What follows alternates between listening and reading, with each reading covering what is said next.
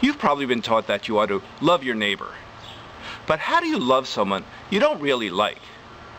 Loving kindness practice is a way to generate warm feelings toward just about anyone. Now that may sound difficult, but once you learn the trick, it really isn't hard. Now first what you do is you generate warm feelings toward yourself. And then you think of a benefactor, someone who you feel grateful to. And that's easy to generate warm feelings toward that person.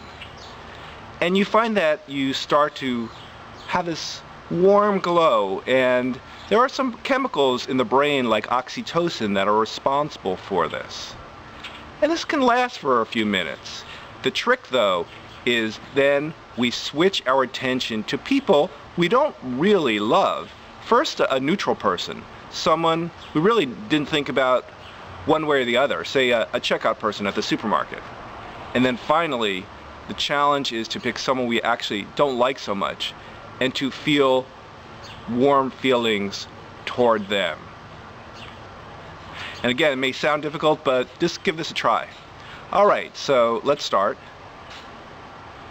So with regard to yourself, say, may I be safe. May I be healthy. May I be happy. May I be at ease in the world. And now pick a benefactor, someone to whom you feel grateful. And think, in your imagination, you're saying toward this person, may you be safe. May you be healthy. May you be happy. May you be at ease in the world. Now sometimes someone who has been your benefactor is no longer alive. And if that's the case, perhaps a grandparent comes to mind, these words are appropriate.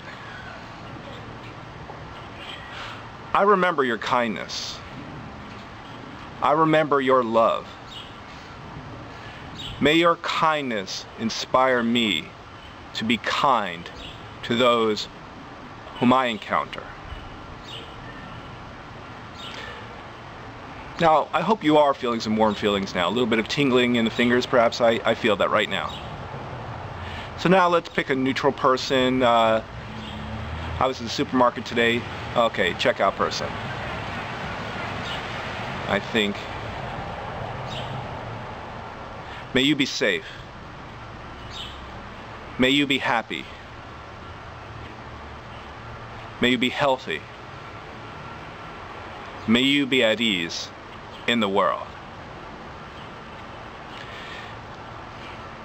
And I'm feeling more warm feelings. I'm getting a little teary-eyed. I know it's a little silly, but actually it feels good. Okay, so now the hardest step. Picking someone who you don't care for that much. Don't pick the worst person in the world. That is really difficult. Pick someone, maybe a coworker who bugs you a bit. Probably not a bad person, but you have some difficulty with them, and thinking of that person.